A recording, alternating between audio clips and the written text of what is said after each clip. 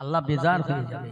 আমার নবী আনা মজলিসে নবীকে চেনেন, যে নবী আমার আপনার জন্য সারাটা জীবন কাঁদলো, আর সেই নবীর মহব্বত করলে না, এখানে বসলে না, একটু কাঁদলে না, একটু চিন্তা করলে না, ভাবলে না? আল্লাহ বলছেন কুল্লু নাফসিন যায়কাতুল মাউত, মউত আমার হবেই হবে অবধারিত। মৃত্যুর পরে আমার একটা জায়গা আছে, সেটা হলো আখিরাত। আমার আখিরাত কি হবে, আমার পরকাল কি হবে, আমার কবর কি হবে, আমি দুনিয়ার খবর রাখলাম, পেপার দেখছি, পত্রিকা দেখছি, তামাম দুনিয়ার সব খবর রাখছি, আমার আখিরাতের খবর রাখি না। আমার কি হবে ভাবি না। সারাটা জীবন আনন্দ করলাম, ইয়ার কি করলাম, জীবনটা রঙে রঙিন করে দিলাম, আমার কি হবে ভাবি না। আমার যে একদিন কবরে যেতে হবে, এই ভাবনাটা যারা ভেবেছিল তাদের কাছে শিক্ষা নেন। কাঁদুন, আল্লাহর কাছে কাঁদুন, কান্না ছাড়া দুনিয়ায় কোনো পথ নাই, কাঁদার মতো কাঁদুন। আল্লাহকে যদি চাও, আল্লাহকে যদি ভালোবাসতে চাও, ভালোবাসার মতো বাসো। আল্লাহ রসুলকে যদি ভালোবাসতে চাও, ভালোবাসার মতো বাসো। ইরাম নয়, অর্ধেক ইদিক অর্ধেক উদিকে নয়। কথা বলছেন? যদি তোমার ভালো লাগে আল্লাহ রসুলের রাস্তাটা, তাহলে আল্লাহ রসুলের রাস্তায় পরিপূর্ণ ঢুকে পড়ো। আল্লাহ রসুলের দেখানো রাস্তাটাকে তুমি ফেলে দিও না। তোমার কপাল ফাটা, বদনসিব। আল্লাহর নবীর অপমান করে কোনো মানুষ রেহাই পায়নি। মুসা আলাইহিস সালামের জামানায় একজন কেতাবী আলেম ছিল, যার নাম আপনারা বহুবার শুনেছেন, আমি নতুন কিছু বলতে আসিনি। যার নাম ছিল আবুল হারেসা। আর মুসা আলাইহিস সালামের কেতাব ছিল তাওরাত। ওই কেতাবে লেখা ছিল আমার রাসূলুল্লাহর নাম কম বেশি 70 জায়গায়। আবুল হারেসা কেতাবটা ঘেঁটে দেখলো যে এই কেতাব মুসা আলাইহিস সালামের জামানাতে আল্লাহ দিল, এর মধ্যে মুহাম্মদ সাল্লামের নাম কেন না? এই নামগুলো কেটে আমি মুসা আলাইহিস সালামের নামটা বসিয়ে দেব, আল্লাহ খুশি হবে, মুসা খুশি হবে। আবুল হারেসা তাই করলেন, কেটে কেটে ওই জায়গায় মুসা আলাইহিস সালামের নাম বসালেন, আমার নবী পাকের নামটা কেটে দিলেন। সঙ্গে সঙ্গে আমার আল্লাহ সহ্য করলেন না। আবুল হারেসা কেতাবী আলেম, হাক্কানি আলেম, একেবারে সাথে সাথে আল্লাহ পাক এত নারাজ হয়ে গেল, ওকে একটা গোসাপ বানিয়ে দিল, যাকে আমাদের দেশের লোক বাংলা কথায় বলে গুহের খেল সাপ, গোসাপ। ও বসে আছে রাস্তার পাশে। মুসা আলাইহিস সালাম বলছে, আবুল হারেসা কি ব্যাপার? হুজুর, আমি অন্যায় করেছি, সেটা আপনার জন্যে করেছি।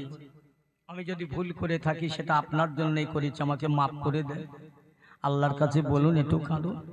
আল্লাহ পাকের দরবারে মুসা বলছেন, আয় আল্লাহ, আবুল হারেসা অন্যায় করেছে, মাফ করে। আল্লাহ বলছেন, এ মুসা, আর একটা বার যদি তুমি আবুল হারেসার জন্য মাপ চাও, আমি তোমাকে নবুয়াতের দপ্তর থেকে নাম মুছে দেব। তুমি জানো যার ওসিলা আমি দুনিয়া কুল কায়নাত বানিয়েছি, আর সেই নবীর সঙ্গে বেয়াদবি করবে, আমি তো মাফ করবই না।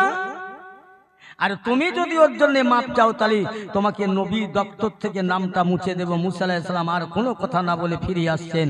আবুল হারেসা বলছেন, হুজুর খবর, এই বাদ বেরো, হবে না, তোর জন্য আমি আজকে বাদ যাচ্ছিলাম।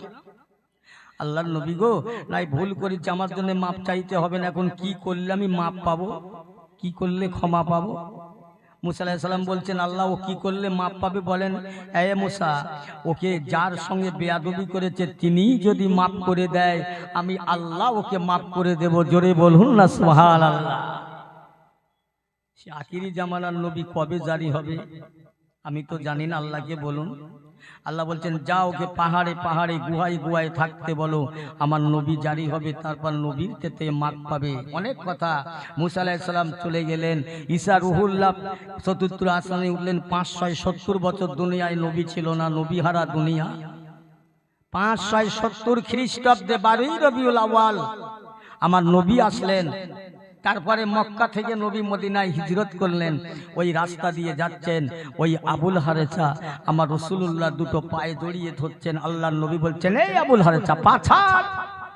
আল্লাহর নবী গো, আমি আবুল হারেসা যখন বুঝতে পেরেছেন আমার এই দোষা কেন হয়েছেন, আপনি তা বিলক্ষণ জানেন, আমাকে মাফ করে দেন। আল্লাহর নবী বলছেন, যা, আমি তোকে মাফ করে দিলাম। জোরে বলুন না সুবহানাল্লাহ। সঙ্গে সঙ্গে আবুল হারেসা মানুষ হয়ে গেল। আল্লাহর নবী বলছেন, এই আবুল হারেসা, আমার পিঠের চালের জামাটা উঁচু করে দেখো তো। দেখছে মাঝে মাঝে মাঝে মাঝে কাটা। হুজুর এ কেন? তুই যে তৌরাত কেতাবে থেকে নামগুলো কেটেছিস, যতবার কেটেছিস ততবার আমার পিঠের চালে দাগ পড়েছে। নবীর সাথে বেয়াদবি করা, হ্যাঁ? নবীর সামনে বেয়াদবি করলে আল্লাহ পছন্দ করে না, আল্লাহ ভালোবাসে না। আল্লাহ রসুল 1 তারিখে রাস্তা দিয়ে যাচ্ছেন, একজন মানুষ কাঁদতে কাঁদতে যাচ্ছে। কোন নবী? জিজ্ঞাসা করছেন, বাবা কাঁদতে কাঁদতে যাচ্ছ কেন? আমার নবী কি মুসলমান কি অন্য জাতি দেখতেন না? নবী দেখতেন সব মানুষ। বলছে, হুজুর আমি আবু জেহেলের কাছে কয়েকটা টাকা জমা রেখেছিলাম, টাকাগুলো দিচ্ছে না। আল্লাহর নবী বলছেন, চলেন টাকা আদায় হবে ইনশাআল্লাহ, টাকা আদায় হবে, চলেন। এখন আমাদের দেশে নয়মদ্দি টাকা রেখেছে জয়নদ্দির কাছে, কিছুদিন পরে গিয়ে বলছে, জয়নদ্দি ভাই টাকাগুলো দেন। এ বলছে, কিসের টাকা? বলে, কেন আমি 10,000 টাকা তোর কাছে আমানত হিসাবে রেখেছিলাম। এই আর একবার যদি বলিস একদম মেরে ছাল ছাড়িয়ে দেয়। কায়দা খুঁজে পাও না? টাকা রেখেছিলি কে জানে? কে জানে? টাকা রেখেছিল যে রেখেছে ওই জানে, যে লেচে ওই জানে, আর আল্লাহ জানে, আর তো কেউ জানে না। এ কানতে কানতে বাড়ি ফিরছে, অঞ্চল প্রধানের সাথে দেখা। এই কাঁদছিস কেন রে? বলছে, ভাই টাকা রেখেছিলাম জয়নদ্দির কাছে, 10,000 টাকাগুলো দিচ্ছে না। এই আর একবার জবান দিয়ে বলবি না 10,000, বল 30,000, বল 30,000। 30,000 টাকা তোরে উদ্ধার করে দেবো, আমার কত দিবি? এ ভাই এ কন্টাক্ট হয় না? হয় না? এটা কথা বলেন না আমার সাথে? হয়তো তো মাশাআল্লাহ আমরা নবীর উম্মত বটে। আমার নবী বলেছে টাকা আদায় হবে। কত টাকা, আমার কত দিবি? আমার নবীর জন্য চুক্তি হয়নি। চলে গেলে আবু জেহেলের কাছে গিয়ে বলছে, চাচা এই লোকটার টাকাগুলো মেরে দেবেন না, টাকাগুলো দেন। আবু জেহেল আমার নবীর উপরে আঙুল তুলেছে। এই মোহাম্মদ 40 জনের নেতা হয়ে মাতব্বরি করতে এসছে এখানে, বেরো। বলছে, চাচা আমি মাতব্বরি করতে আসিনি, টাকাগুলো দেন। আবার আবু জেহেল চোখ বার করছে।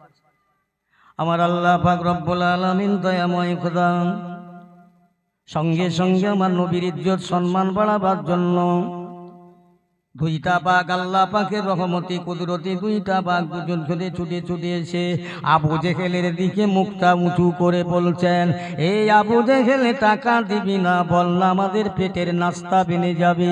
ওই জমায় আবু জেহেল বলেছিল, বাবা মোহাম্মদ তোর বাঘ দুটোরে থামা, আমি এখনই টাকা দিয়ে দেবো। একটু জোরে বলা যাবে না সুবহানাল্লাহ? নবী ছিল আল্লাহর পক্ষে, ছিল নবী, আর আল্লাহ হচ্ছে নবীর পক্ষে। আমরা কার পক্ষে আছি বোঝাতে পারি না, পারবো না। ও মুসলমান ইমানদারের আল্লাহ ওয়ালা ভাইরা, আজকে নবিয়ানা মজলিস, নবিয়ানা জলসা, যে নবীনাকে বানাইল আল্লাহ দুনিয়া কুল কায়নাত বানাতেন না, দুনিয়ার জমিন আসমান পাহাড় পর্বত বানাতেন না।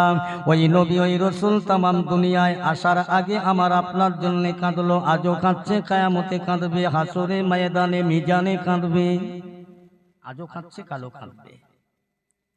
ও মুসলমান ইমানদার আল্লাহওয়ালা ভাইজানেরা, মুরব্বীরা, নজওয়ান, যুবকেরা, ছেলেরা, ভালো করে শুনে নাও। দুনিয়ার দিকে তাকাও, রঙিন দুনিয়ার রঙে রঙিন হয়ে যেও না।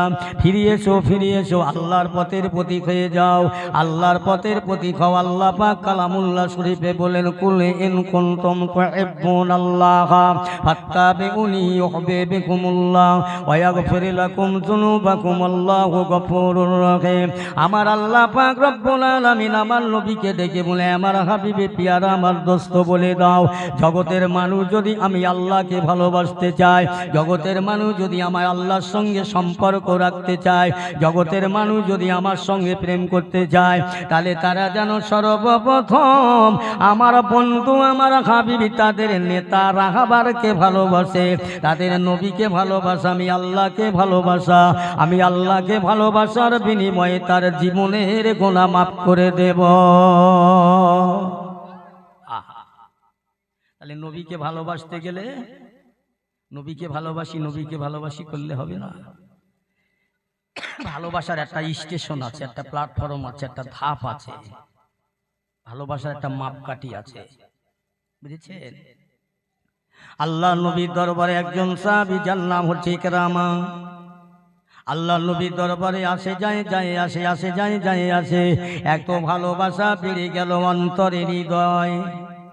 আল্লাহ নবীর দরবারে আসা যাওয়া করতে করতে কালমা পড়ে মুসলমান হয়ে গেল ইকরামার আপনজনেরা, দেইজিরা, প্রতিবেশীরা, ভাইয়েরা, ছেলেরা, বাচ্চারা, তারা সবাই জানতে চাইল, ইকরামা তুমি কি মুহাম্মদ রাসূলুল্লাহর হাতে হাত রেখে কলমা পড়েছো? বলে হ্যাঁ। এই সাহস তোমার কম নয় তো?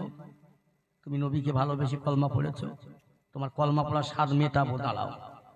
ইকরামাকে তারা ধরাধরি করে নিয়ে চার হাত পায়ে এক জায়গায় করে বাঁধলো, বেঁধে আকার জঙ্গলে, যে জঙ্গলে বাঘের ভাস, ভাল্লুকের বার, মানুষকে গজীব জানোয়ার, ইকরামাকে তারা ধরে ওই জঙ্গলে দিয়ে আসলো। তারা জানে ইকরামাকে বাঘে খেয়ে ফেলবে, কলেমার স্বাদ জনমের মতো মিটে যাবে।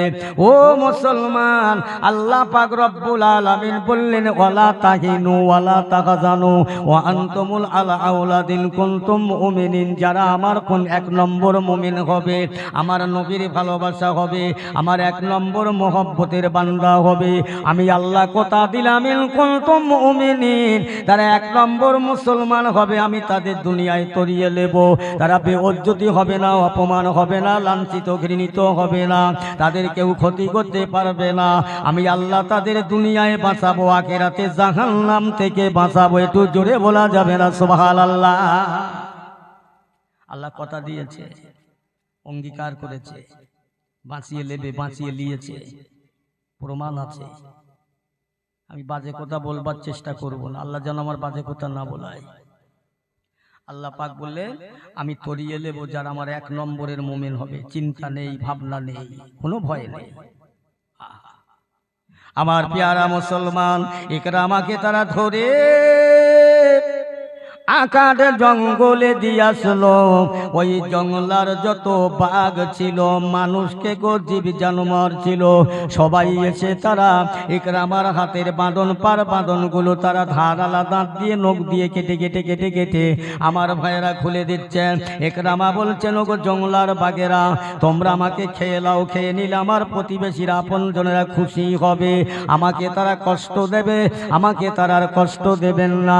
জঙ্গলার বাঘেরা কথা বলে, ইকরামা তোমাকে খাওয়া তো দূরের কথা, তুমি যেমন আল্লাহ আল্লাহ রসুলের গোলাম হয়েছ, আল্লাহ আল্লাহ রসুলের প্রেমের মানুষ হয়েছ, তুমি যেমন আল্লাহকে মানো, নবীকে মানো, আমার আল্লাহ দুনিয়ায় আমাদের বাঘদের কাল্লা জানালো, এ জঙ্গলার বাঘেরা, আমি তোদের সৃষ্টি করেছি, আমার কথা মতো চলবি, তুমি যদি আল্লাহর কথা মানো, আমরা আল্লাহর কথা মানি। আল্লাহ পাক আমাদের বললেন, আমার ওই বান্দার ধারালা দাঁত দিয়ে, তোমাদের নখ দিয়ে বাঁধনগুলো কেটে কেটে আমার নবীর প্রেমিক বান্দাকে তোমরা বাড়ি পৌঁছে দাও। ইকরামা তোমাকে খাওয়া তো দূরের কথা, একটা পশমের ক্ষতি করতে পারবো না, আল্লাহ পাকের হুকুম আমরা পালন করব, তোমাকে বাঁধন খুলে দিলাম, তুমি বাড়ি চলে যাও। জোরে বলা যাবে না, যাও। আল্লাহর হয়ে গেছে, আল্লাহ ওনার হয়ে গেছে, যা, তুই আমার, আমি তোর। আল্লাহ বলছে, তুই আমার না, আমি তোর না। চলে গেলেন। তারপর দিন সকালবেলা দেখছি ইকরামা বাড়ি ঘুরছে। কি ব্যাপার? এই ইকরামা, কি ব্যাপার, ঘুরছো কেন? কি করে বাড়ি আসে? আল্লাহ আমাকে বাঁচিয়েছে। ওদের মাগের মাত্রা আরো। আবার তারপর দিন সকালবেলা তাকে ডাকলেন, মানুষেরা লাইন দিয়ে, কাতার দিয়ে বের করলেন। ও ইকরামা, শোনো শোনো, তোমার আল্লাহ বাঁচিয়েছে, দেখি তোমার আল্লাহ এবার কেমনে বাঁচায়। ইকরামাকে তারা ধরে নিয়ে আবার তারা ভাইজান কি করছেন, তারা ধরে নিয়ে বলছে, চলো চলো, বিরাট বড় পাহাড়, উঁচু পাহাড়, হাজার হাজার ফুট উপরে উঠব, উঠে ইকরামাকে দোলা দিয়ে দোলা দিয়ে দোলা দিয়ে দোলা দিয়ে নিচে ফেলে দেব। ইকরামা গড়িয়ে গড়িয়ে পাহাড় থেকে পড়ে যাবে, হাড় হাড্ডি, রক্তগ্রস্ত মাংস ছিন্ন বিচ্ছিন্ন হয়ে যাবে। আমরা ইসলামটাকে মিথ্যা বলে প্রচার করব, কলেমা পড়া সাদটা মিটে যাবে। এই এদের আশায় এদের নিয়ে ইকরামাকে তারা পাঁচ ভাই মিলে ধরে নিয়ে পাহাড়ের উপরে উঠতে লাগলো। আমার আল্লাহ পাক বলে, আমার ফেরেশতারা জলদি করে যাও, দেরি করো না। আমার নবীর প্রেমিক, আমার বান্দা, আমার নবীর ভালোবাসার বান্দা, আমার নবীর মহব্বতের উম্মত আমি আল্লাহ পাক, আমি ডিউটি, আমি কথা দিয়েছি আমার বান্দাকে তরিয়ে নেব।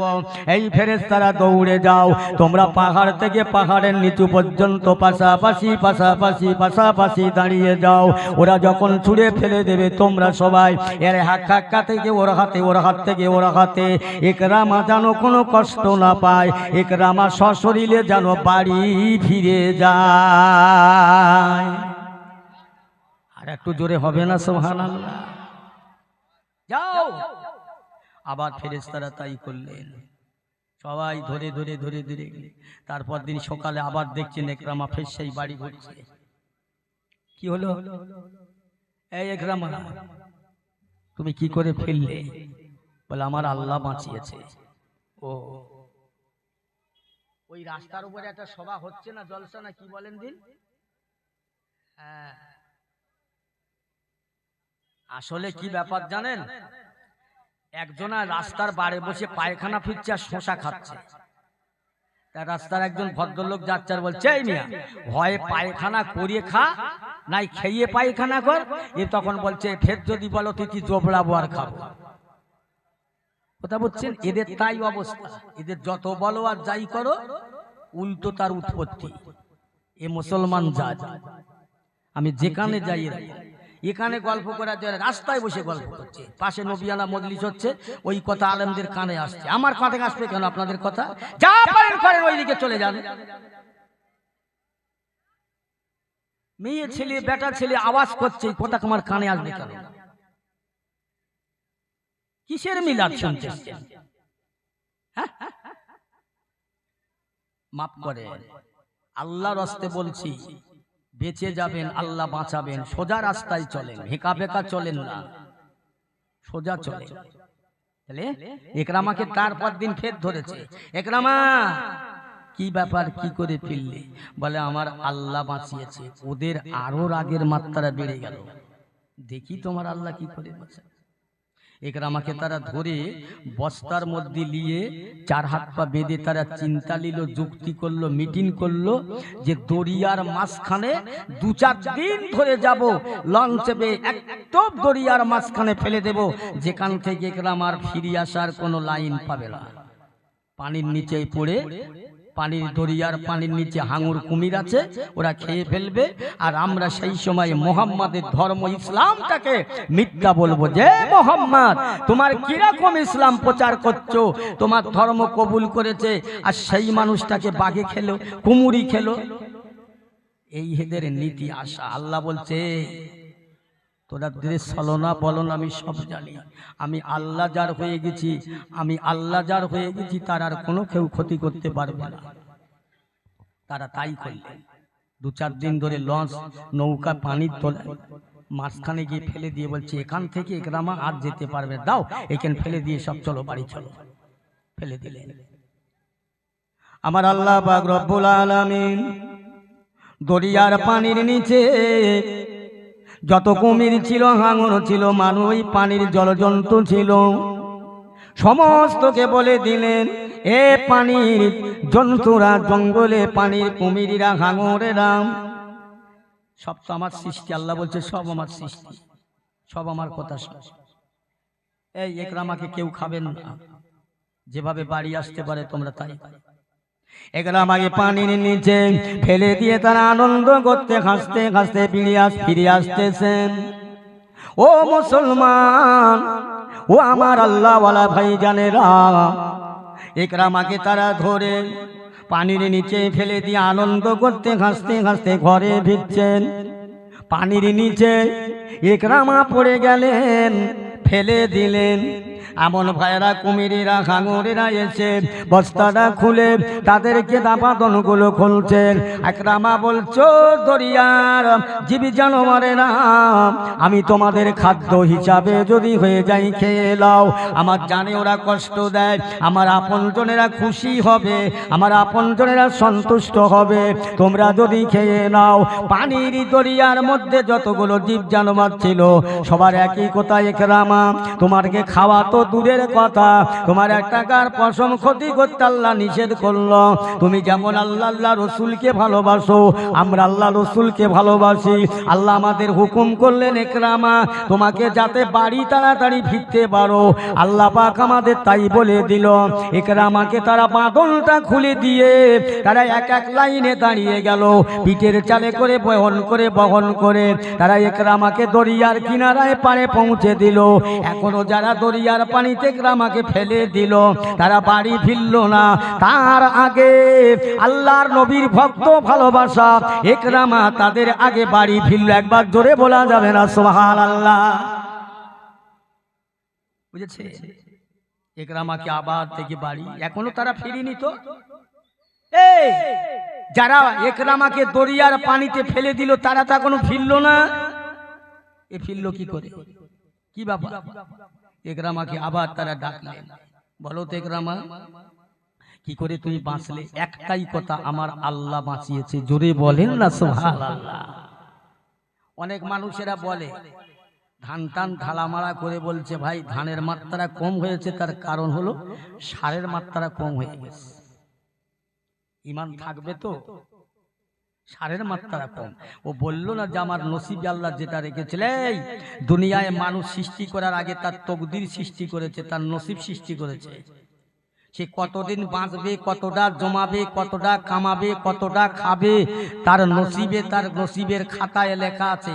আজকের এখান জলসা হবে, আমি জলসা করব, আমার নসিবে লেখা ছিল তাই হচ্ছে। এটা বিশ্বাস করতে হবে। এই বিশ্বাস করার নাম ঈমান। তোমার নসিবকে বিশ্বাস করার নাম ঈমান। আল্লাহ বাঁচিয়েছে বলে দেখি সব লোকের এক জায়গায় হয়ে বলছে আজকে সব চল। একরামা কিন্তু জিতে গেছে, আমরা সব হেরে গেছি। জোরে বলুন না সুবহানাল্লাহ?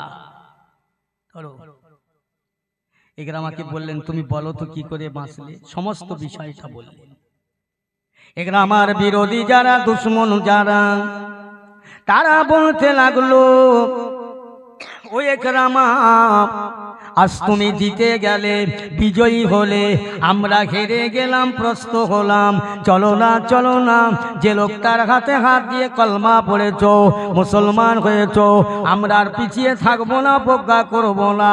সবাই একরামার সঙ্গী হয়ে আল্লাহ নবীর দরবারে গিয়ে সবাই একে একে আল্লাহ রসুলের হাতে হাত দিয়ে আল্লাহর মহাবাণী কলমা পড়ে তারা মুসলমান হয়ে জান্নাতের যোগ্য মানুষ হয়ে গেল। জোরে বলুন সুবহানাল্লাহ? এমনি নবীকে ভালোবাসবে কি করে? রাসূলকে ভালোবাসা আলাদা জিনিস। এখন আমরা যারা এখানে বসে আছি নবীকে দেখিনি, আল্লাহকে দেখিনি, জান্নাত জাহান্নাম দেখিনি, বিশ্বাস করেছি নবী আছে, আল্লাহ আছে, জাহান্নাম আছে, জান্নাত আছে। বিশ্বাসটার নাম ঈমান। বিশ্বাস করে বসেছি এখানে। আবু জেহেল আমার নবীকে দেখেছে, আবু লাহাব দেখেছে। আল্লাহ রসুলকে যারা দেখেছে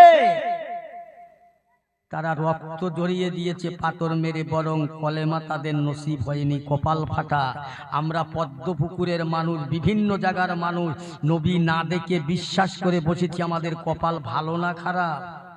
ভালো। জোরে বলেন না সুবহানাল্লাহ? কি গো, যদি আল্লাহ রহম করে নবীর সুপারিশ যদি পাওয়া যায় জান্নাত পাওয়া যাবে। নবীর সুপারিশ ছাড়া জান্নাত মিলবে না। এখন নবীকে চিনতে গেলে কোথায় যেতে হবে? ইরাকে, আফগানিস্তানে, সৌদি আরবে। নবীকে চিনতে গেলে আল্লাহর ওলিদের দরবারে যাবার লাগবে। আল্লাহর ওলিদের চিনলে নবী চেনা যাবে, আল্লাহর নবীকে চিনলে আল্লাহ চেনা যাবে। আল্লাহ চেনা গেলে আর তার কোনো ভয় নাই। জোরে বলুন না সুবহানাল্লাহ? এখনকার কিছু আলেমরা বলছে ও পীর ফকির নেই মানতা হয়, ও মানুষ, আমি মানুষ, ওর কাছে যাব কেন? এখন পদ্মপুকুরের কোনো মানুষ ধরে নেন বোম্বে চাকরি করে, বোম্বে থেকে বাড়ি শিয়ালদা এসে লেবে টিকিট মাস্টারকে বলছে স্যার আমাকে একটা পদ্মপুকুর টিকিট দেন। খুব ভালো করে শুনলেন, পদ্মপুকুর টিকিট দেন। ও টিকিট মাস্টার হাত লাড়াচ্ছে, এদিকে দেখে বলছে এই তো আমি একটা পদ্মপুকুর পাচ্ছি না। আরে পদ্মপুকুরে প্ল্যাটফর্ম ট্রেন স্টেশন নেই, তা পাবে কোথায়? ও নিয়ত করেছে শিয়ালদায় থেকে ট্রেনে উঠবো, দাবার পটেই গিয়ে লাভবো, জীবনে বাড়ি আসতে পারবে? সম্ভব? বাবু এখনকার মোল্লা মৌলবীরা কিছু বলছে ডাইরেক্ট আল্লাহ আল্লাহ রসুলকে চিনবার কারো দরকার নেই। এ পাগল হয়ে গেছে, এত সোজা সস্তা না। আল্লাহ আল্লাহ রসুলকে পেতে গেলে প্রথমে আল্লাহর ওলিদের দরবারে যেতে হবে, বহু প্রমাণ আছে, ইতিহাস আছে। যাক আমি সে কথা বলবো না। তাহলে নবীকে দেখলো যারা, কলেমা পড়লো না, বড় নবীর দুশ্মনী করেছে, তারা ধ্বংস হয়ে গেছে, ক্ষতি হয়ে গেছে। নবীকে যারা দেখেনি আজকে তারা বিশ্বাস করে জলসায় বসেছে, কপাল আমাদের ভালো।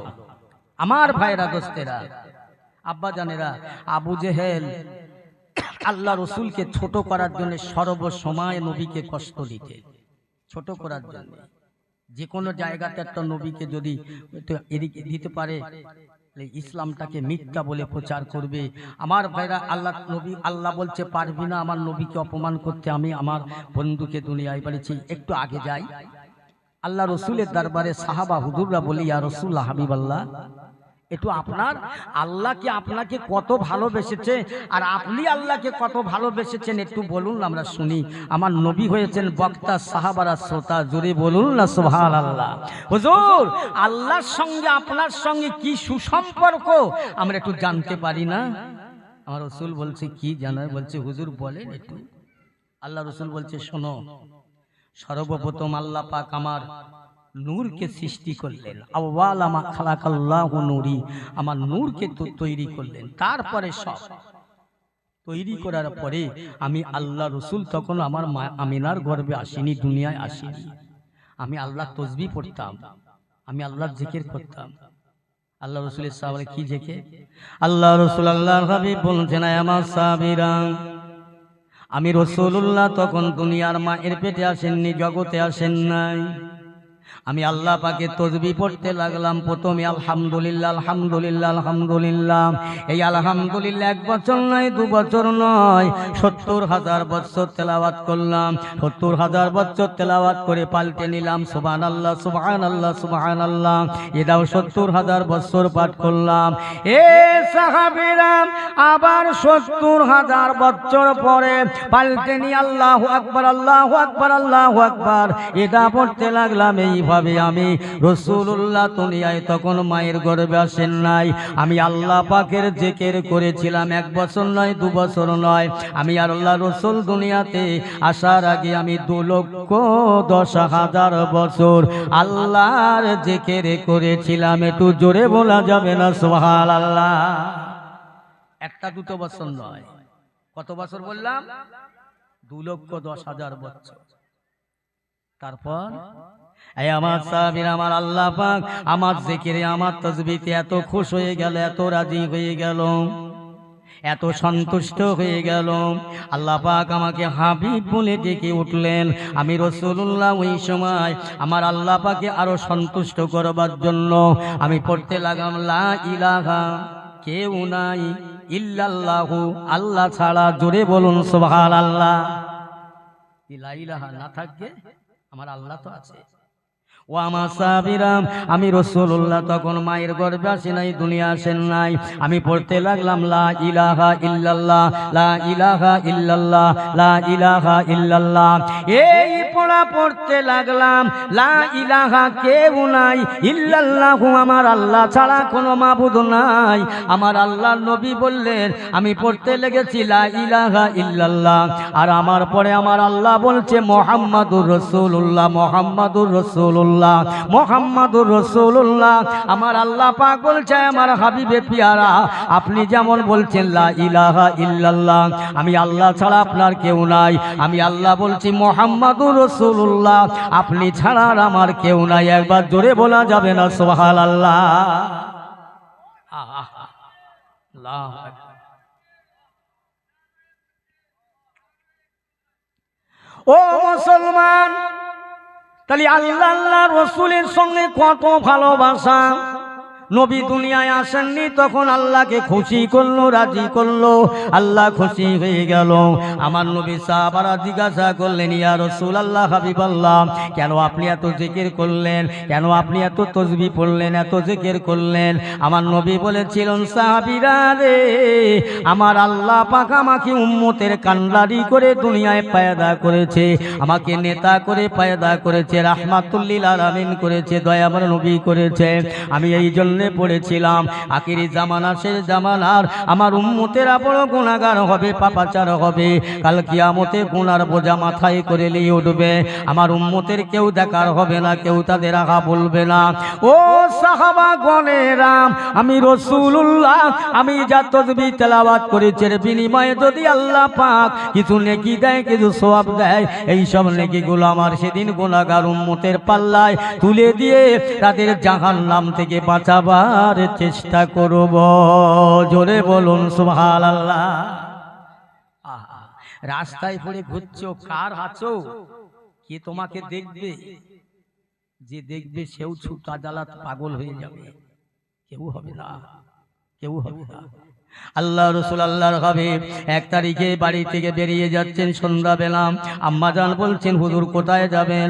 আমি মসজিদে নববী শরীফে যাব। ইয়া রাসূলুল্লাহ, হাবিবাল্লাহ, আমি আয়েশার ঘরে আপনি ইবাদত করেন, জিকির করেন, তেলাওয়াত করেন, এইলেন আমার ঘরে আপনার নামাজের যায় নামাজ বিছিয়ে দিলাম। আল্লাহ রাসূল তামাম রাত জিকির করলেন, নামাজ পড়লেন। আল্লাহর নবী মসজিদে নববী শরীফে ফজরের নামাজ আদায় করতে যান। আম্মাজান আয়েশা যায় নামাজের পাটিটা তুললেন, top top top top top top করে পানি পড়ে। আল্লাহ রাসূল ঘরে আসার পরে, ইয়া রাসূলুল্লাহ, ইয়া হাবিবাল্লাহ, আপনি যে যায় নামাজে নামাজ পড়েছেন, ওই নামাজের পাটিটা এত ভিজে কেন? আসমানের বৃষ্টি হলো না, ঘর তো ভাঙা ছিল না। ইয়া রাসূলুল্লাহ, এত ভিজে কেন? মনে হয় এখনই যেন পানি থেকে ভিজিয়ে নিয়ে আসলাম। আমার নবী বলছেন, আয়েশা, এই নামাজের পাটিটা ভিজে কেন? আবার জানতেছে আমার কি কাঁদাতে চাও? ইয়া রাসূলুল্লাহ, আমি আয়েশাকে মাফ করবেন, ক্ষমা করবেন। আয়েশা, আমি আমার উম্মতে মুহাম্মাদের জন্য তামাম রাতটা কেঁদেছি। আমার নামাজের পাটিটা দুনিয়ার পানিতে ভিজিনি, খালের পানিতে, বিলের পানিতে, পুকুরের পানিতে, দরিয়ার পানিতে ভিজিনি, আসমানের পানিতে ভিজে না। ও আয়েশা, আমার নামাজের মশাল্লাটা আমি রাসূলুল্লাহর চোখের পানিতে ভিজেছে, কারণ আমার উম্মতেরা বড় গুনাহগার হবে, তাদের মাপের জন্য কাঁদলাম, এত কান্না কাঁদলাম। আমার নামাজের মশাল্লা ভিজে গেল, কিন্তু আমার উম্মতের নাজাতের ফয়সালা এখনো হলো না। কে কাঁদবে? কে আছে আপনজন? কেউ হবে না। আল্লাহ আল্লাহ রাসূল ছাড়া ভালোবাসে। মরে যাব, মরে যেতে হবে, কবরে যাব, কবর হবে। সেই নবীর প্রেমের পাগল যারা দুনিয়ায়, তারা হাসিনি, ইয়াতকি ঠাট্টা করলেন না। আল্লাহ রসুলকে তারা চিনে, আল্লাহ রসুলের মায়া করে, মহব্বত করে তারা দুনিয়া থেকে বিদায় হয়ে গেল। হায় হায়, আল্লাহ রসুল আল্লাহর হাবিব, দয়ার নবী, দিন দুনিয়ার বাদশা হাবিবুল্লাহ 1 তারিখ এক জায়গায় উম্মতের কথা মনে করে আমার ভাইয়েরা মক্কার মরুভূমি দাদার সেজদায় পড়ে কাঁদতে লাগলেন। কিছু আবু জেহেলের চেলা চাওয়ানদারা এসে বললেন, ও বাদশা যা বানাম, আপনার ভাইপো মোহাম্মদ সেই বাগান ধরি এমন করে মাঠের ময়দানে, যেখানে গাছ নাই, পালা নাই, জনমানব শূন্য, পাহাড় আর পাহাড়, ওই পাহাড়ের নিকটে বসে আপনার ভাতিজা মোহাম্মদ আজ সেজদায় মাথা রেখে কাঁদছে আর বলছি, ইয়া হাবলি উম্মতি, ইয়া হাবলি উম্মতি, ইয়া গুনাহগার উম্মতি। এই সময় আবু জেহেল বলছে, আমার সেনা সৈন্যরা, দেরি করো না, দৌড়ে যাও, দৌড়ে যাও, ছুটে ছুটে যাও, দৌড়ে দৌড়ে যাও, ওই যে উটের নোংরা পচা নাড়ি ভুঁড়ি আছে, ওইগুলো টলি করে তাড়াতাড়ি করে নিয়ে আমার ভাতিজা মোহাম্মদের শরীরে চাপা দাও, ওর মধ্যে পড়ে মারা যাবে, ইসলাম শেষ হয়ে যাবে। আমার আল্লাহ বলে, হয় না, হতে পারে না। তাই করলে বেঈমানেরা আমার নবীকে তারা চিনল না, আমার রসুলকে তারা জানলো না। তারা আবু জেহেলের যুক্তি মতো কৌশল মতো তারা ওই নোংরা জিনিসগুলো নিয়ে আমার রসুল পাকের দেহ মোবারকে চাপা দেয়, নূরের চেহারায় চাপা দেয়। যে নবীর চেহারা দিয়ে ঘামবার হলে মেশকাম্বারের মতো ঘামবারতে ঘামের বারবার হয়, যে নবীর গায়ে মাছি বসে না, মশা বসে না, সাপ বিচেতে কাটে না, যে নবীর ছায়া জমিনে পড়ে না।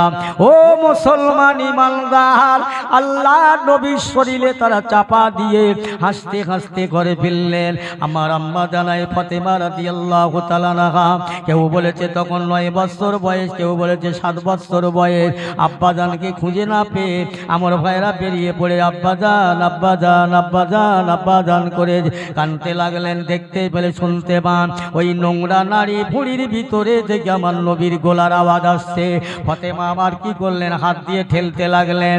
এই তো আমার আব্বাজানের কণ্ঠস্বর, ঠেলে ঠেলে ঠেলে ঠেলে সরাতে পারলেন না। ফাতেমা আল্লাহর দরবারে হাত তুলে মোনাজাত করবে, আল্লাহ পাক আজ আপনার বন্ধুকে যারা কষ্ট দেয়, আপনার হাবিবকে যারা কষ্ট দেয়, আল্লাহ আপনি তাদের গজব দেন। আমার নবী আমার রাসূলুল্লাহ কুদরতি ক্ষমতায় বেরিয়েছে, বলছে ফাতেমা হাত নামাও, হাত নামাও, এই দোয়া করো না মা, ওরা আমাকে চিনতে পারেনি, বুঝতে পারেনি, এরা আমাকে জব কষ্ট দিয়েছে মা, তুমি যদি বদদোয়া করো আল্লাহর আযাব পড়ে যাবে, ধ্বংস হয়ে যাবে, আসমানি বালা এসে যাবে, এরা বাঁচবে না। ও ফাতেমা বরং এসো, আমি রাসূলুল্লাহ, তুমি আমার বেটি ফাতেমা দোয়া করি আল্লাহ যেন ওদের হেদায়েত দেয়, ইসলামকে যেন চিনতে পারে। ফাতেমা যদি দোয়া করো, শেষ হয়ে গেলে আমি আল্লাহর পাক দিন ইসলাম কোথায় প্রচার করব মা। দয়ার নবী দোয়া করলেন, আল্লাহ রসুল দোয়া চাইলেন, তবু কারোর প্রতিশোধ নিল না। একটু জোরে বলা যাবে না সুবহানাল্লাহ? আমরা প্রতিশোধ নিই, আমার নবী প্রতিশোধ লওয়া নবী নয়। এসো, ওরা চিনতে পারেনি, ওরা আমাকে চিনিনি, দোয়া করি, দোয়া করছি আল্লাহ যেন ওদের হেদায়েত দেয়, ওরা যেন ইসলামকে চিনতে পারে, তবে তো। আর আজকের নবিয়ানা মজলিস, ইসলামিক মজলিস দিয়ে এই মুসলমানের ঘরের ছেলেরা বাজার করছে, বাজার। বড় দুঃখ লাগে, শুধু এখানে নয়, সব জায়গায় একই হাল, একটা রেওয়াজ হয়ে গেছে। আরে জলসা হচ্ছে, হাজার হাজার টাকা খরচা করে মাওলানারা পকেট ভারী করে চলে যাচ্ছে, প্যান্ডেলালা জেনারেটারালে চলে যাচ্ছে, খাবার ব্যাপারী জিলিপিওয়ালা ওরা বেচা কেনা করে নিয়ে চলে যাচ্ছে। জলসা কমিটির লোক কি হবে, গ্রামের লোক কি হবে, ওদের যা ছিল তাই, ওরা যা ছিল তাই। কি লাভ হলো? আমার ভাইয়ের আব্বা জানেরাম, আমি আপনাদের বোঝাতে পারবো না, ওয়াজ শুনে সন্তুষ্ট করতে পারবো না, তবে দুটো কথা বলে যাই। একটা কথা হচ্ছে, আপনি আমি সবাই একটাই কথা মানব, দুটো জিনিস সাথে করে নিয়ে কবরে যাবার নিয়ত করব। দুটোর একটা হলো ঈমান আর একটা হলো আমল।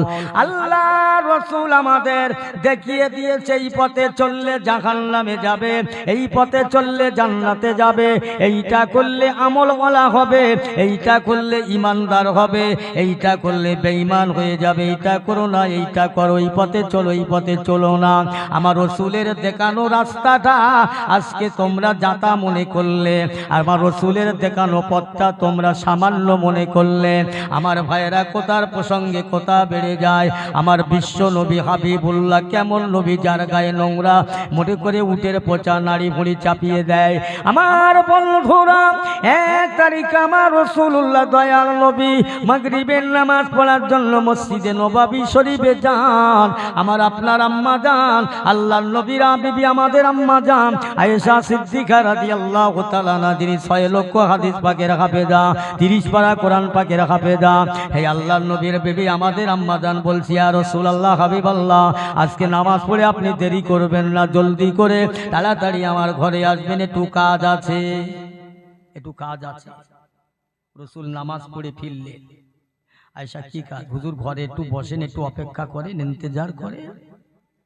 আমার আপনার নবী ঘরে বসে আছেন।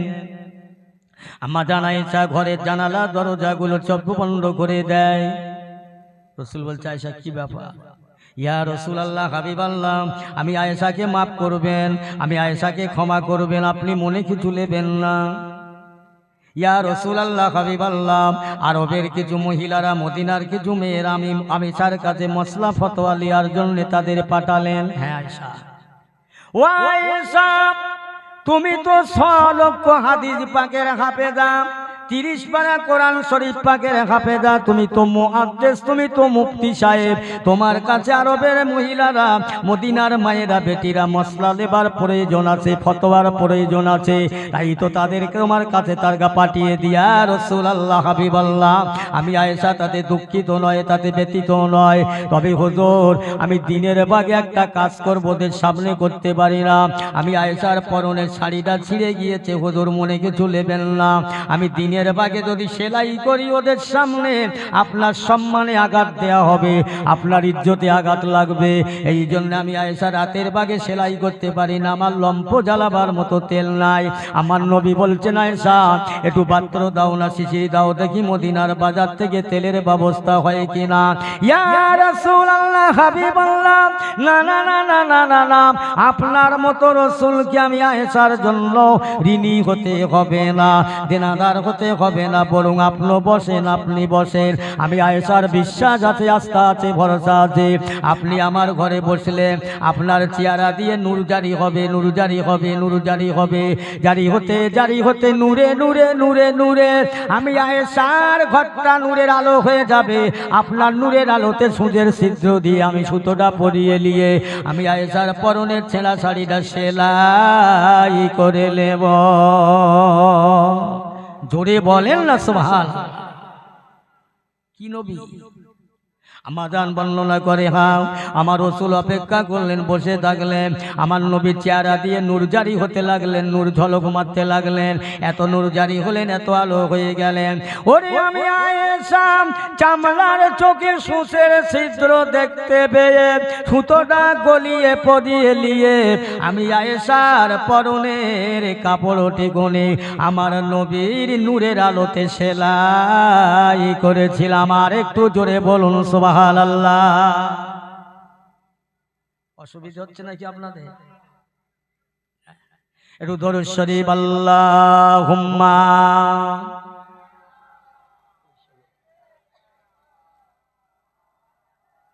পানি দাও একটু।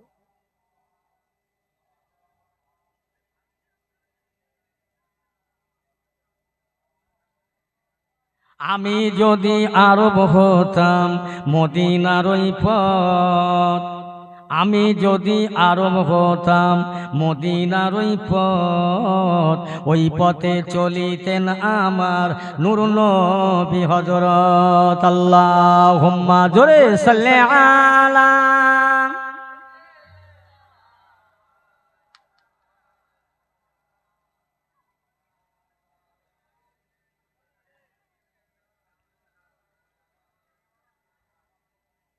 কার কথায় দেয় ব্যথা প্রাণে সহে না, কার কথায় দেয় ব্যথা প্রাণে সহে না, সে যে মোরে নূর নবী মদিনার ময়না। আল্লাহুম্মা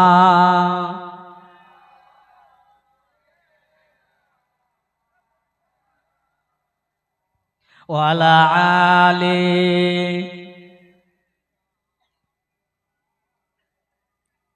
বাবু আমি একটু দরুদ শরীফ পড়লাম, আপনারা পড়লেন, কষ্ট নিলেন নাকি? দরুদ শরীফ ছাড়া মানুষ না স্যার, দোয়া কবুল হবে না। বাবাজি এক জায়গায় জলসায় গিয়েছি, আমাকে বলে দিচ্ছে হুজুর বেশি দরুদ শরীফ পড়বে না, ভূমিকা দেবে না, উঠি ওয়াজ শুরু করে দেবে। আমি বলি আমার হাঁটকুড়ো ওয়াজ আমি করতে পারবো না, যে মজলিসে দরুদ শরীফ নেই ওই ওয়াজ করতে পারবো না। দরুদ শরীফ নেই, দরুদ শরীফের এত উপরে বাধা কেন? কি হয়েছে? আমার নবীর দরুদ শরীফ সব জায়গায় আছে, আজানে নবীর নাম, একামতে নবীর নাম, আমার নবীর দরুদ শরীফ নামাজের মধ্যে আছে, নামাজের মধ্যে ওই দরুদ শরীফ কেউ যদি না পড়ে তার নামাজই হবে না। নেই, আমরা পড়ি না? আল্লাহুম্মা সাল্লি আলা মুহাম্মাদিন ওয়া আলা আলি মুহাম্মাদিন কামা সাল্লাইতা আলা ইব্রাহিম ওয়া আলা আলি ইব্রাহিম ইন্নাকা হামিদুম মাজিদ। একবার জোরে বলা যাবে না সুবহানাল্লাহ? এই দরুদ শরীফ আছে না নাই? আছে তো। এটা বাদ দিলে কোনো মুফতি সাহেবের নামাজ হবে? আমার মুসলমান ভাইয়ের আব্বা জানেরা, আমার নবীকে ভালোবাসার কথা বলছি, আমার নবীর মহব্বতের কথা বলছি, আমার নবীকে চেনবার কথা বলছি। নবীকে যদি ভালোবাসেন, ভালোবাসার মতো ভালোবাসেন। নবীকে যদি চিনতে পারেন, চেনার মতো চেনেন। ও মুসলমানি বান্দারেরাম, আল্লাহওয়ালা গণেরাম, ভাইজানেরাম, আজকে নবিয়ানা মজলিস দিয়ে এই জায়গায় মানুষ পাওয়া যায় না, বসার শুনবার মানুষ পাওয়া যায় না। আমার নবী পাক দুনিয়ার বুকে যদি কষ্ট না করতেন, তায়েবের জমিনে যদি মার না খেতেন, উহুদের যুদ্ধে যদি দান দান মোবারক না শহীদ হতেন, মক্কা ছেড়ে মদিনায় যদি না যেতেন, আজ পদ্মপুকুরের মানুষ কেন, এই গোটা পশ্চিম বাংলার মানুষ কেন, পৃথিবীর মানুষেরা ধর্ম বলে জানতো না, ইসলাম বলে চিনত না, টুপি দাড়ি চিনত না। একমাত্র আমার নবীর অবদানে, আমার নবীর মেহনতে এই ইসলামটা এই পর্যন্ত পৌঁছেছে। একবার জোরে বলা যাবে না সুবহানাল্লাহ? চিন্তা করেছেন, ভেবেছেন? ও মুসলমান ইমানদারেরা, আল্লাহওয়ালা গণেরা, ভাইয়েরাম, আমার নবী আমাদের ভুলেনি। 1 তারিখে জিবরাইল আমিন আলাইহিস সালাতু ওয়াস সালাম এসে জানতে চান, ইয়া রাসূলুল্লাহ, হাবিবাল্লাহ, আল্লাহর পক্ষ থেকে একটা ফেসালিটি, একটা অফার আপনাকে দিল, যা অন্য মধ্যের জন্য দেন নাই। কি ফেসালিটি হুজুর, আপনি মানবেন তো বলুন? ইয়া রাসূলুল্লাহ, হাবিবাল্লাহ, আল্লাহ পাক আপনাকে ভালোবেসে আল্লাহর আরশ পাকের ডান পাশটায় ফালি জায়গা আছে, ওই জায়গাতে আপনার দেহ মোবারক তুলে নেবে, আপনাকে রেখে দেবে, আল্লাহর কাছাকাছি রাখবে, আপনাকে বন্ধু হিসাবে আল্লাহ ভালোবাসে। জিবরাইল বলো তো, আমার আল্লাহ পাক আরশ আল্লাহ তুলে নেবে, আমার উম্মতেরা কোথায় থাকবে? এই জমিনে। আমার রাসূল পাকের দুটো চোখের গোড়ায় পানি এসে যায়। ও জিবরাইল, আল্লাহ পাক আমাকে যদি আর আল্লাহ তুলে নেয়, নবী আর দুনিয়ায় আসবে না, নতুন করে আমি আর আসবো না। ও জিবরাইল, নবীর কাছে খাতামান নবীন, নবী শেষ, নবীর দরজায় তালা মারা হয়ে গেছে, আর নবী আসবে না, আমার বাদে নবী আসবে না, আমার পরে নবী থাকবে না। শুনে নাও জিবরাইল, এই পৃথিবীর জগতে একটা পাখির কোলে যদি 10টা বাচ্চা থাকে, ওই ধাড়িটা যদি কোনো রোগাক্রান্ত হয়ে মারা যায়, ওই বাচ্চাগুলো এতিম হয়ে যাবে, ওই বাচ্চাগুলো তারা মা হারা হয়ে যাবে, গাইড দেবার কেউ থাকবে না, ওদের ওদের চিলে বাগে কাগে খেয়ে ফেলবে, মা নাই। আমি রাসূলুল্লাহ যখন থাকবো না, না জানি আল্লাহর আসমানি গজব আমার উম্মতের মধ্যে আসবে, আমার আল্লাহর আসমানি গজব আমার উম্মতের মধ্যে আসবে, তাদের ঠেকাতে পারবে না, কেউ দেখার থাকবে না। আমি যদি আর সময় আল্লাহ উঠে যাই, আমার উম্মতের কেউ দেখার থাকবে না, তারা বড় কষ্ট হয়ে পড়ে যাবে। না না না না না, আমার উম্মতেরা যে জমিনে শুয়ে থাকবে, আমি রাসূলুল্লাহ ওই জমিনে শুয়ে থাকবো, যেখানে গজব আসবে, মুসিবত আসবে। আমি 2টা হাত তুলে আল্লাহর দরবারে দোয়া করব আমার উম্মতের জন্য। একবার জোরে বলা যাবে না সুবহানাল্লাহ? এই দায়িত্ব কে নেবে আর কে বলবে? আমাদের নবী ভুলে যায়নি আমাদের কথা, আজও কবরে শুয়ে কাঁদছে, হাবলি উম্মতি রব্বি উম্মতি করে।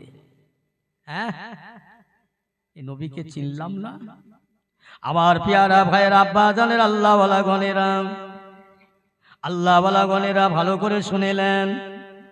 তাই আমার নবী বোঝাচ্ছেন, আমার নবী বলে গেলেন, ও দুনিয়ার মানুষেরা, তোমরা জেনে রেখে দাও, তোমাদের আমলের জোরে, ইমানের জোরে কবরে নাজাত মিলবে, ফায়সালা হবে, বংশের জোরে হবে না, শিক্ষার জোরে হবে না, তোমাদেরকে তোমরা বড় নেতা জোরে, তোমরা শিক্ষিত বলে, এমপি বলে নয়, জেনে রাখো বান্দা, তোমাদের আমলটা মজবুত করো, ইমানটা মজবুত করো, আমল ছাড়া কবরে নাজাত মিলবে না, হাসরে নাজাত মিলবে না। এই প্রসঙ্গে আমার নবী, দয়ার নবী আম্মা জান ফাতেমাকে ডেকে বললে, ও মা ফাতেমা, ও আমার কলিজার টুকরা ফাতেমা, আমি রাসূলুল্লাহ তোমার আব্বা জান বলছি, শুনে নাও। তুমি রাসূলুল্লাহর বেটি বলে, হাসান হোসাইনের মা বলে, আলীর বিবি বলে রেহাই পাবে না। যদি আমল না থাকে, ইমান না থাকে, মা মা দুনিয়াতে আমল করে পরিপূর্ণ ঈমানদার হয়ে কবরে যাবার চেষ্টা করো। ও মুসলমান, যদি রাসূলুল্লাহ তার বেটির এই কথা বলতে পারে, আমরা কত কঠিন গুনাহগার, কত পাপী, আমরা কত আমল করে দুনিয়া থেকে যাব। আল্লাহর নবীর বেটিকেও পর্যন্ত আল্লাহর নবী ছাড়েনি। আল্লাহ যাকে জান্নাতের রানী করেছে, বেহেশতের রানী করে, জাহালিল জান্নাত করেছে, যার ইবাদতে তেলাওয়াতে আমলে যার কম নাই, ইবাদতে তেলাওয়াতে যার কম নাই, সেই রাসূল তার বেটিকে ডেকে বলছে, মা আমল ছাড়া, ঈমান ছাড়া নাজাত মিলবে না।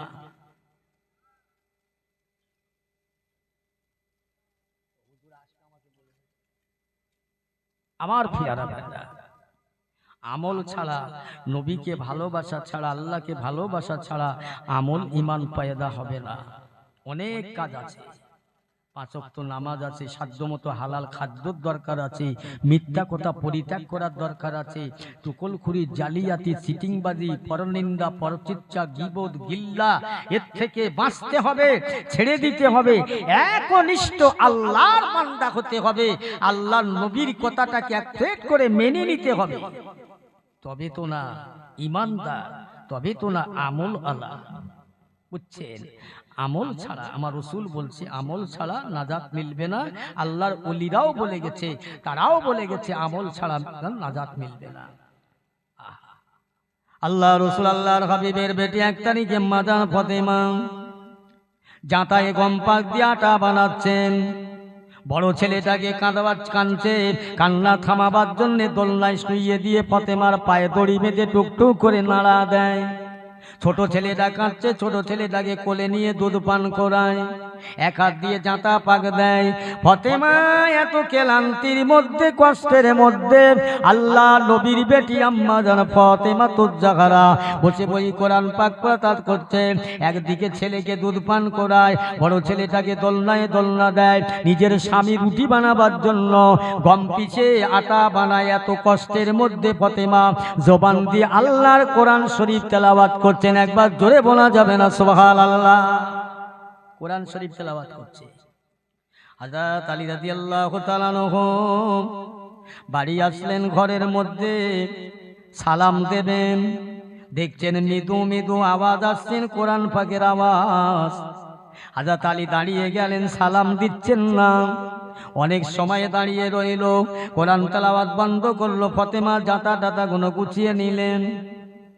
হযরত আলী ঢুকে সালাম দিয়ে বলছে, ফাতেমা আমি তোমার একটা দৃশ্য দেখলাম। ফাতেমা, একদিকে তোমার বড় ছেলেকে থামাবার জন্য, কান্নাকে থামাবার জন্য দোলনায় দিয়ে তুমি পায়ে দড়ি বেঁধে টুকটুক করে দোলনা দাও। ছোট ছেলে কাঁদছে, তাকে দুধ পান করাও, আবার জাঁতা পাক দাও। এত কষ্টের মধ্যে তুমি আবার কোরআন তেলাওয়াত করছো। ও আমার প্রাণ প্রিয় স্বামী গো, আমার আব্বা বলেছে আমি ফাতেমা আমল ছাড়া নাজাত পাবো না। একবার জেনে রাখো, আমার স্বামী কাল ময়দানে মাহশরে যদি আমার আল্লাহ পাক প্রশ্ন করে, ফাতেমা আমি তোমাকে মেয়ে ছেলে করেছিলাম, তোমার অন্তরে দয়া মায়া দিয়েছিলাম, ভালোবাসা দিয়েছিলাম। ও ফাতেমা, বড় ছেলেকে ভালোবেসেছো, ছোট ছেলেকে ভালোবেসেছো, স্বামীকে ভালোবাসা বেসেছো, স্বামীর খাদ্যর জন্য রুটি বানাবার জন্য গম পিষে আটা বানাচ্ছিলে। ফাতেমা এত কাজ তুমি দুনিয়ায় করলে, আমি তোমাকে এত ভালোবেসে পয়দা করলাম, কই আমার কথা কি তুমি ভুলে গিয়েছিলে? ও আমার স্বামী গো, আল্লাহ পাক যদি ময়দানে মাহশরে প্রশ্ন করে তুমি দুনিয়ার এত কাজ করলে, আমি আল্লাহর সঙ্গে কি তোমার সম্পর্ক? আমি ফাতেমা জবাব দিতে পারবো না। সেই জন্য এত কাজের মধ্যে দিয়ে আমি ফাতেমা আল্লাহর কোরআন তেলাওয়াত করছি, আল্লাহকে খুশি করার জন্যে। জোরে বলুন, আর একটু জোরে হবে না? আমার তোমার ঘরের ফাতেমা, ও নামাজ তো দূরের কথা, বুঝেছে? সকালবেলা উঠেছে, বেলা 8টা বেজে গেছে, জিজ্ঞেস করছে, ফাতেমা নামাজ পড়েছো? বলছে নামাজ পড়বো, কোচি না, পেশাব করে সব কাপড় চোপড় নষ্ট করে দিয়েছে। কোচি যদি একবার পেশাব করে তো কোচির মা 3 বার করেছে। নামাজ নামাজ সব শেষ। অনেক ফাতেমা আছে, অনেক খাদিজা আছে, অনেক আয়েশা আছে। সেই খাদিজা, সেই আয়েশা, সেই ফাতেমা না। ও মুসলমান ইমানদারেরা, আল্লাহওয়ালা ভাইজানেরা, বন্ধুরা, আল্লাহ নবী দিন দুনিয়ার বাদশা দয়াল নবী 1 তারিখে কোথায় থেকে ঘরে আসলেন? আম্মা জান খাদিজাতুল কুবরা রাদিয়াল্লাহু তাআলা আনহা আল্লাহর নবীকে কাছে পেয়ে কাঁদছেন আর কাঁদছেন, কাঁদছেন আর কাঁদছেন। ও খাদিজা, কেন কাঁদো, কিসের জন্য একবার বলো। কথা বলে না, শুধু কাঁদতে লেগেছে। আল্লাহর নবী ডাকছেন, ফাতেমা তোমার আম্মি জান কেন কাঁদছে? আমি রাসূলুল্লাহ তোমার আম্মি জানকে থামাতে পারি না, একবার তুমি এসো। ফাতেমা এসে বলছে, আম্মা জান কত কাঁদছেন, এত কান্না কেন কাঁদছেন, কিসের জন্য কাঁদছে? আম্মা জান খাদিজা বলছেন, ফাতেমা তোমার আব্বা জানের কথা ভেবে আমি খাদিজা আমার চোখের পানি পুড়িয়ে ধরে যায়, আমি চোখের পানি ধরে রাখতে পারি না। আম্মা জান কেন, কিসের জন্য? ও ফাতেমা তোমার আব্বা জানের তায়েফের মানুষেরা তোমার মেরেছিল, রক্তে রঞ্জিত হয়ে গেল, উহুদের যুদ্ধে দাঁত ভেঙে গেল। তোমার আব্বা জান যখন বাড়ি ফিরত মাঝে মাঝে কত কষ্ট করে আরবের মানুষেরা তোমার আব্বা জানকে পাথর মারত, ইট মারত। তোমার আব্বা জান আহত হয়ে আমি খাদিজার ঘরে আসতো, আমি সেবা করতাম। আমি খাদিজা হয়তো দুনিয়া থেকে চলে যাব, তোমার আব্বার উপায় কি হবে এই না মনে করে আমি খাদিজার চোখ দিয়ে পানি ঝরে। আম্মা জান চিন্তা করবেন না, ভাববেন না, আপনি চলে যাবার পরে আমি ফাতেমা যতদিন বেঁচে থাকবো আমি আমার আব্বা জানকে লক্ষ্য রেখে দেব। জোরে বলুন সুবহানাল্লাহ। ইয়া রাসূলুল্লাহ, হাবিবাল্লাহ, আমি খাদিজা মনে হয় দুনিয়া থেকে চলে যাব, চলে যাবার সকল সম্ভাবনা উজ্জ্বল হয়ে উঠেছে। ইয়া রাসূলুল্লাহ, কয়েকটা ওসিয়াত আপনার কাছে করব, আপনি মেনে নেন। ও খাদিজা বলো কিসের ওসিয়াত, কি কথা বলবে? ইয়া রাসূলুল্লাহ, হাবিবাল্লাহ, আপনার কাছে আমার প্রশ্ন, আপনার কাছে আমার ওসিয়াত, আমি খাদিজা মারা যাবার পরে ইন্তেকালের পরে যেন মদিনার দোকান থেকে নতুন কাপড়ে আমাকে কাপড় বানাবেন না।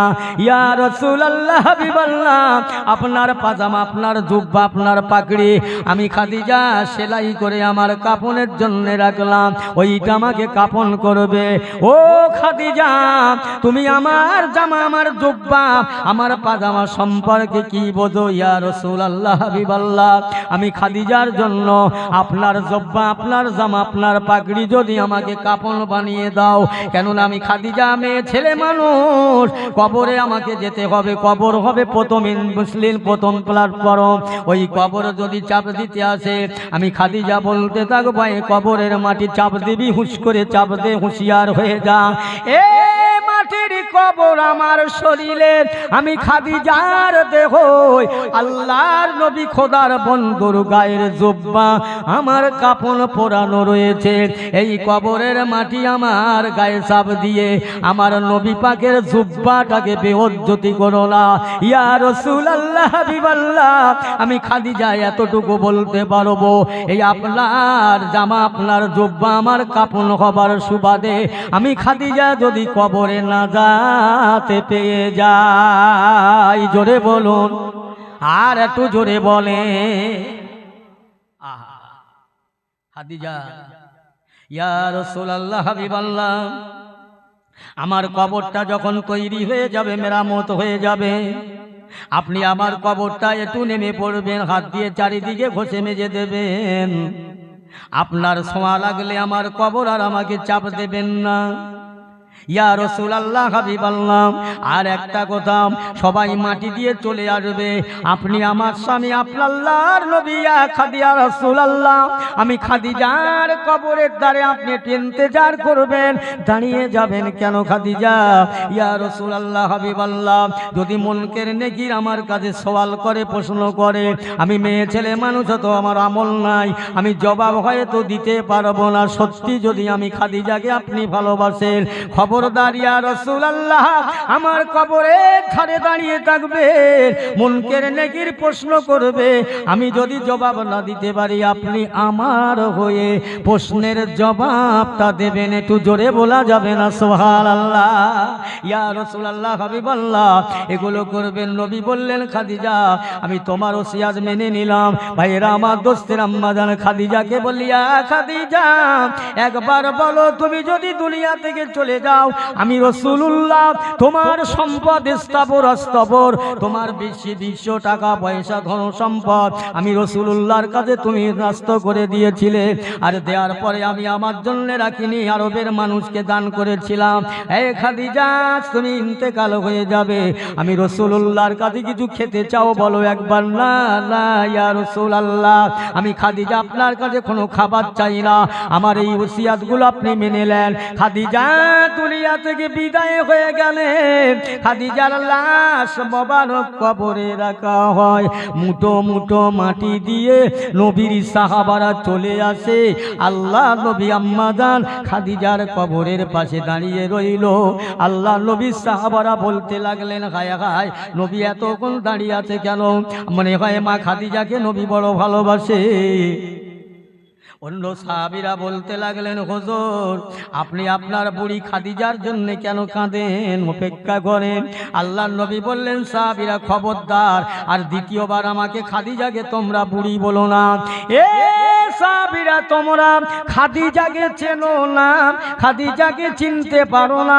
খাদিজা আমার যে বড় ভালোবাসার, খাদিজা আমার যখন আব্বা ছিল না, মা ছিল না, আমার দুনিয়ায় কেউ ছিল না, খাদিজা আমাকে ট্যাকেল দিয়েছিল, খাদিজা আমাকে পছন্দ করে খাদিজার সম্পদ আমার কাছে দিয়েছিল, সেই খাদিজা আমাকে ওসিয়াত করে গেছে। খাদিজার প্রশ্ন করবে, সওয়াল করবে, মন কেন নাকি তিনি বলেছে আমি মেয়ে ছেলে মানুষ, হয়তো জবাব দিতে পারবো না, আমার হয়ে একটু জবাব দেবেন। তাই আমি আল্লাহ রাসূল খাদিজার জবাবের জন্য দাঁড়িয়ে আছে।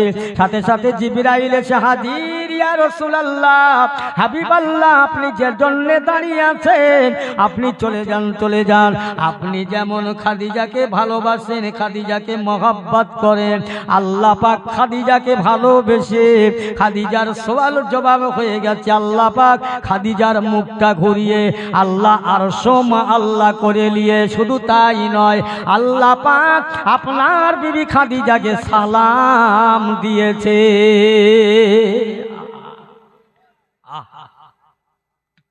সেই রসুলকে ভালোবাসার মতো বাসো, মহব্বত করার মতো করো, অর্ধেক বাইরে অর্ধেক ভিতরে না। নবী কারো কষ্ট দেয়নি, নবী কারো করে হিংসা করেনি, নবী কারো করে আঘাত দেয়নি। আমরা নবীর উম্মত কেন আঘাত দেব, হিংসা করব, মানুষকে কেন ছোট করব? না, হয় না, হতে পারে না। আমার পেয়ারা মুসলমান ভাইয়ের আব্বা জানেরা, হুজুর কেবলা এক্ষুনি আসবেন। আপনাদের খিদমতে আমি এতক্ষণ ধরে যা কিছু বলেছি, আল্লাহ যতটুকু বলেছে, মনে প্রাণে আঘাত লাগলে আমার জন্য দোয়া করবেন, আমাকে মাফ করবেন। দুটো কথা বলে যাই, বাবা প্রত্যেকেই নামাজি ছেলে যাও, নামাজি বেনে যাও। যুবক ছেলেরা, যুবক ভাইরা, নজওয়ান ছেলেরা নামাজি হয়ে যাও, ভালো কাজ করো, জলসা দাও, ঘন ঘন দাও, মাসে 2-4টে জলসা দাও। তবে বিয়ের আগে বউ ভাত করো না, আমার সেই আগের কথা। বিয়ের আগে বউ ভাত করো না, আগে নামাজটা পড়ো, ফরজটা আদায় করো, তবে সুন্নতটা পালন করো। কথা বুঝছেন? আল্লাহ পাক কোরআন শরীফের মধ্যে বেশিরভাগ বলেছে নামাজের কথা, সবরের কথা, বেশিরভাগ। তাই নামাজ ছাড়া হয়ে গেলে যে মুসলমানের নামাজ নেই তার কিচ্ছু নেই। আল্লাহ রসুলের সাহাবারা প্রশ্ন করেছিল, ইয়া রাসূলুল্লাহ, হাবিবাল্লাহ, সবাই তো মানুষ, ইহুদিদের বাপ মা মরে গেলে কাঁদে, ওদের মায়া দয়া আছে, কাঁদে কাঁদে, ওদের ক্ষুধা লাগলে খায়, আমাদের ক্ষুধা লাগলে খাই, আমাদের বাপ মা মরে গেলে কাঁদি, বুঝেছেন না? ওরাও দুনিয়া রাত্রিরে ঘুমায়, আমরা ঘুমাই, ওদের পেশাব পায়খানার প্রয়োজন আছে, আমাদের প্রয়োজন আছে। হুজুর মানুষ হিসাবে তো সব সমান, আলাদাটা কোথায়? আল্লাহ রসুল বলেছিলেন, শোনো শোনো শোনো, আলাদা এই জায়গায় একজন মুসলমান বেনামাজি, একজন মুসলমান নামাজি, সে মোমেন। একজন মুসলমান হয়ে কলমা পড়ে আছে, নামাজ পড়ে না, এই বেনামাজিটা আর একটা ইহুদি দুটোই সমান। কথা বুঝছেন? আলেমরা আছে, মশলা জেনে নেবেন।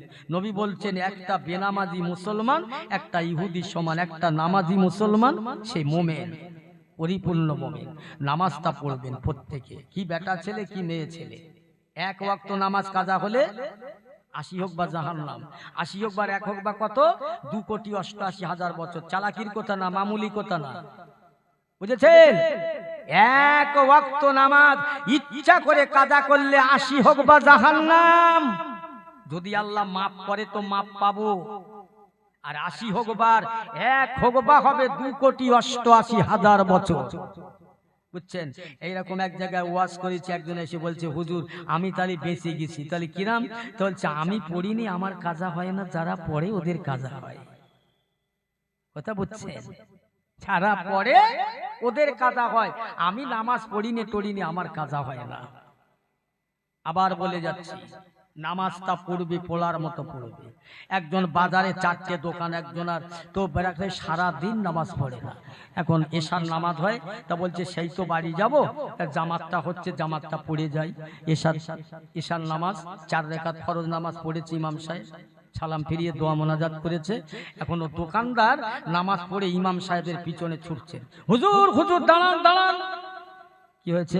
হুজুর এটা কথা শোনেন, আজকের এশার ফরজ নামাজ ক রাকাত পড়েছে? বলে কেন 4 রাকাত? বলছেন না হয়নি, আপনি 2 রাকাতে সালাম ফিরিয়ে দিলে। বলে তুই বুঝলে কি করে? তা লোকমা দাওনি কেন? বলে না লোকমা দেয়নি। তা বুঝলে কি করে? বলে কেন হুজুর আমার এই বাজারে 4টে দোকান আছে, 4টে দোকান, এই 4টে দোকানের হিসেব করি 4 রাকাত নামাজে, এক একটা দোকান এক এক রাকাতে হিসাব হয়। আজকের তো 2 রাকাত, 2টো দোকানের হিসেব হয়েছে, আর আপনি সালাম ফিরিয়ে দিয়েছেন। এই এক নামাজি। নামাজটা পড়ার মতো। নামাজ পড়লে পড়তে গেলে বহু কথা মনে হয়। আমার মেজি হুজুর কেলা বলতেন, বাবা নামাজিরা নামাজ পড়তে গেলে দুনিয়ার কথা মনে হয়। বলছে একজন মানুষ হাল চষছে, নাঙল চষছে, তার মনটা দিল্লি যাচ্ছে, বোম্বাই যাচ্ছে, আরবে যাচ্ছে, বাংলাদেশে যাচ্ছে, তার হাল চষা হচ্ছে কিনা? বলছে হ্যাঁ। তা বলছে তুমি নামাজে পড়বে, আস্তে আস্তে অনেক কথা মনে হবে, কিন্তু তোমার নামাজ হয়ে যাবে। জোরে বলুন না সুবহানাল্লাহ। কি গো? আর নামাজের যত রকমের, নামাজ পড়তে বললে হুজুর পরে পড়বো আস্তে আস্তে, আস্তে আস্তে হবে। সব কাজ ধরে নামাজের বেলা আসতে, সব কাজ ধরে নামাজের বেলা আসতে। নামাজ পড়বেন, প্রত্যেক বেটা ছেলে কি মেয়ে ছেলে নামাজি হয়ে যাবেন, এ জলসা বরকত হবে। যে বাড়ি নামাজি নেই সে বাড়ি আল্লাহর বরকত হয় না। আল্লাহ রসুলের দরবারে একজন এসে বলছে, ইয়া রাসূলুল্লাহ হাবিবাল্লাহ আমার বড্ড অভাব। আল্লাহ নবী বলছে তোমার কিছু আছে? বলছে হুজুর আমার বাড়ির সীমানাতে একটা খাজুর গাছ আছে, গাছটা মরে গেছে, চলো দেখি বাবা। আল্লাহ নবী বরকতের দোয়া চেয়ে দেবে, দোয়া হবে। আল্লাহ নবী গিয়ে দোয়া চেয়ে দিলেন, ওই গাছটা আবার মাথায় ফুল করতে লাগলেন, পাতা জ্যান্ত হতে ফল হচ্ছে, বিরাট বেচা কেনা হচ্ছে। কিছুদিন পরে দেখা যাচ্ছে ওই গাছের খাজুরগুলো ঝরে ঝরে পড়ে যাচ্ছে। আবার গিয়ে ইয়া রাসূলুল্লাহ হাবিবাল্লাহ আমার গাছের খাজুরগুলো সব অকালে ঝরে পড়ে যাচ্ছে, এর আগে আমার এই খাজুর বিক্রি করেছি, খেয়েছি, আমার সংসারটা ভালোভাবে চলছে। আল্লাহ রসুল আবার গেলেন, বাবা গাছে উঠতে পারো? জি হুজুর। এই ওঠো তো, উঠে দেখো তো গাছের মাথায় কি আছে। উঠে দেখছে হুজুর এই গাছের ভিতরে একটা হাড় পাওয়া গেছে। আল্লাহ নবী বলছে এই হাড়টা ওখান থেকে ফেলে দাও, দূরে অনেককে চলে যায়, দূরে চলে যায়। নেমে আসলেন, আবার নবী দোয়া চাইলেন। সাহাবা জিজ্ঞেস করলেন হুজুর কি ব্যাপারে, হাড়টা কি? হাড়টা কোথাকার? আল্লাহ রসুল আল্লাহর হাবিব বর্ণনা করেন, এই আমার সাহাবীরা শুনে নাও, যাবে তুমি নামাজি, তোমার বিবি নামাজি, তোমার ছেলে নামাজি, ও বাবা শুনে নাও, এই গাছে তোমার ফল হয়, বরকত হয়। ইবলিস শয়তান সহ্য করতে পারলো না, তোমাকে ধোঁকা দিয়ে তোমাকে ঈমানটা নষ্ট করার জন্য চেষ্টা করে হলো না। এবার তোমার গাছের মধ্যে একটা বেনামাজির হাড় এনে ইবলিস ঢুকিয়ে দিয়ে গেছে, যাতে করে তোমার গাছের ফলটা নষ্ট হয়ে যায়। ওই বেনামাজির হাড় দেওয়ার জন্য গাছের ফলটা নষ্ট হয়ে যায়, বাবা ঝরঝর করে ঝরে চলে যায়। মুসলমান ইমানদার কোটায় প্রসঙ্গে বেড়ে যায়। 1 তারিখে হযরত ওমর ফারুক যখন খলিফা ছিলেন, বাদশা ছিলেন, একজন বুড়ি মহিলা এসে বলছেন, ও খলিফা সানি ফারুক আজম, হুজুর আপনার কাছে এসে আপনি এক কাজ করুন, একটু আমাকে তেল দেন না, একটু আলু ছানা খাবো, আমি বুড়ি মেয়ে ছেলে, আমার আলু ছানা খাবার বড্ড শখ হলো। হযরত ওমর ফারুক একটু তেল দিলেন। বুড়ি মেয়েটা যেতে যেতে পা স্লিপ করে তেলের পাত্রটা জমিনে পড়ে গিয়ে উবুর হয়ে তেলটা পড়ে গেলেন। আবার বুড়ি মেয়েটা আস্তে আস্তে করে যায় উমরের দরবারে, দেখি হুজুর একটু তেল দেয় কিনা। তেলটা তো পড়ে গেল, আমি তো ইচ্ছা করে ফেললাম না। আবার গিয়ে বলছে হুজুর আমি বুড়ো মানুষ, হাঁটতে গিয়ে আমার পাটা হোঁচট লেগে পড়ে গেলাম, তেলটা পড়ে গেল, হুজুর আর তো তেল দেন না। হযরত ওমর ফারুক রাদিয়াল্লাহু তাআলা আনহু একটা কিরকুটি দিলেন, বুড়িমা যে জায়গায় তোমার তেলটা পড়ে গেছে ওই জায়গায় কাগজটা রেখে বাটিটা সামনে বসাবে। ওই বুড়ি মেয়েটা যায় আর চিন্তা করে কি কেমন করে হয়, এ কেমন কথা, তেল পড়ে গেল কাগজ দিলেন। বুড়ি মেয়েটা তার তেলের জায়গাটায়, যে জায়গাটায় তেল পড়ে গেল সোজা দৃশ্য করে কাগজটা রেখে দিয়ে বাটিটা পাশে বসিয়ে দেন। ওতে লিখে দিল এই জমিন শোন, এ জমিন শোন, আমি ওমরের দেওয়া তেলটা জমিন তুই গিলে নিবি না, তেলটা ফিরত দে, ফিরত দে।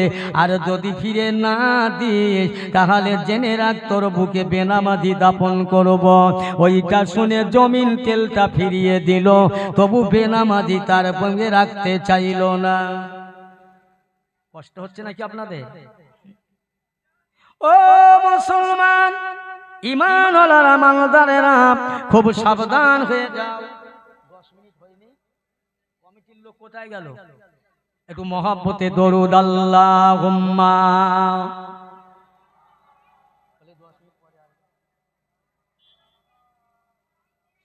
ওয়ালা আলে সাইয়্যিদিনা।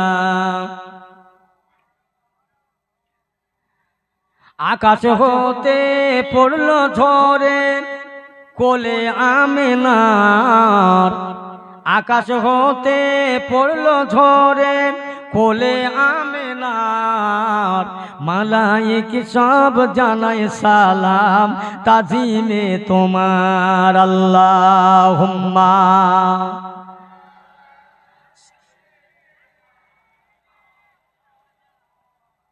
ওয়ালা আলি সাইয়্যিদিনা। মোহাম্মদ তুমি গো খোদার পিয়ারা, আমিনা মায়ের তুমি নয়নেরই তারা। এসেছিলে তুমি গো সেই নিশিরাতে, মুখেতে মধুর বাণী কোরআন যে হাতে। আল্লাহুম্মা, জোরে জোরে সাল্লি আলা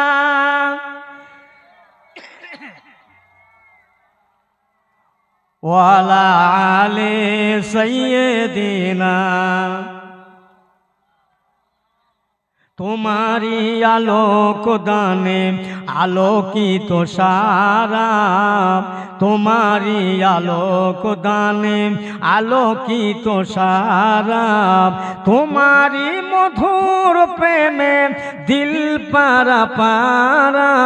মুহাম্মদ তুমি গো খোদার পিয়ারা। আল্লাহুম্মা সাইয়্যিদিনা মাওলানা মুহাম্মদ ওয়ালা আলি। আমার পিয়ারা ভাইয়ের আব্বাজানেরা, তাহলে কি বলছিলাম? আমার কথা কি ছিল? ইমানদার হয়ে আল্লাহর পাকের ইমানওয়ালা হয়ে আমল নিয়ে কবরে যাবার চেষ্টা করবে। খবরদার দুনিয়াটাকে পেয়ে ইদিক উদিক করে দুনিয়ার জীবনটা রঙিন জীবন করে মরো না। মরার সময় মরণের কষ্ট আছে। আল্লাহ বলছে নারায়ে তাকবীর, নারায়ে তাকবীর। ফুরফুরা শরীর